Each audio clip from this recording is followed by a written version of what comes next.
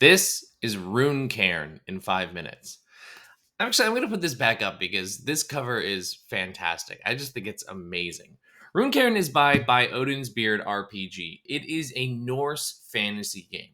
It is in the style of games that we see in the sort of that rules-lite adventuring game that we see with like Into the Odd and Knave. In fact, Runecairn calls those games out as big inspirations for how this game works.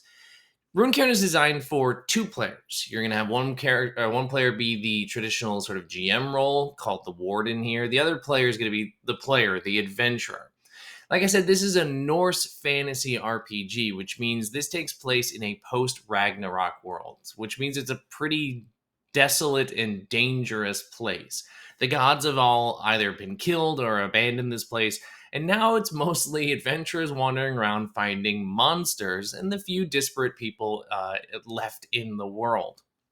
Immediately, we are reminded of other games that involve a lone wanderer walking through a broken world, and that should bring the Souls-like games into your mind. And in fact, that's a huge influence on how Runecairn works. In Runecairn, players walk around and delve into dungeons and fight monsters and things like that, and inevitably, they're going to die. But death isn't the end of the world for characters in Runecairn. You are resurrected at a bonfire, and just the world resets. The monsters are back, and you're going to have to fight them again. You seek out really dangerous monsters to try and take their souls. That's going to be your form of advancement as a character. So those of you who love the Soulsborne games like Elden Ring, Dark Souls, Demon Souls, things like that, you're going to find a lot of comfort and joy in Runecairn. Now, this version that I have here is the Warden Saga version, which is, I highly recommend grabbing this one, not only because the cover is amazing, but because it comes with more rules. The core rules for Runecairn are pretty straightforward rules. It's one in which if you're dealing damage, you're just rolling damage die to see how much you do. Anything else is a save roll. You're going to roll a d20 and try and roll underneath the relevant stat that's related to that thing. There's a little bit more in terms of things like how your defenses are slowly worn away and you start taking damage. There's magic through sort of casting with runes and things like that. But that's the basic structure of the game. What's cool about the Warden Saga version is that it comes with some advanced rules that go beyond the core thing. You get two more classes beyond the starting classes that you see in regular Rune.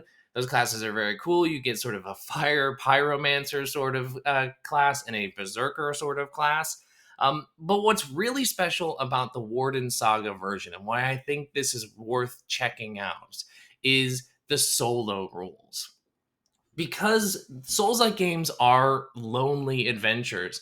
Yes, you can do that with a GM, a warden in this case, but the Warden Saga rules provide the player with so many tools, tables, and other guidelines. There's a beautiful flow chart in here in terms of how you interact with things like NPCs as a solo player.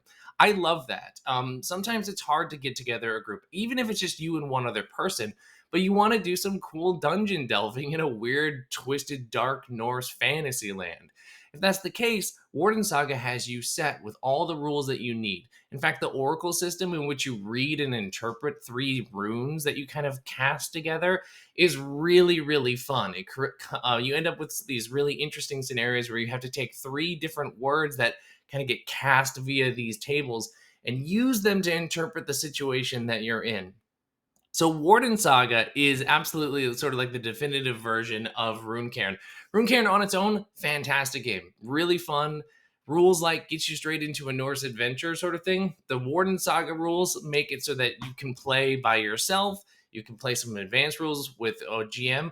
Oh, and I didn't mention there are also rules for having summoning an ally to come in and play with you, and there are rules to be invaded. So if you really like Souls-like games, Runecairn has really leaned into the stuff that makes Souls-like games especially punishing and fun. So I think this game is absolutely worth checking out.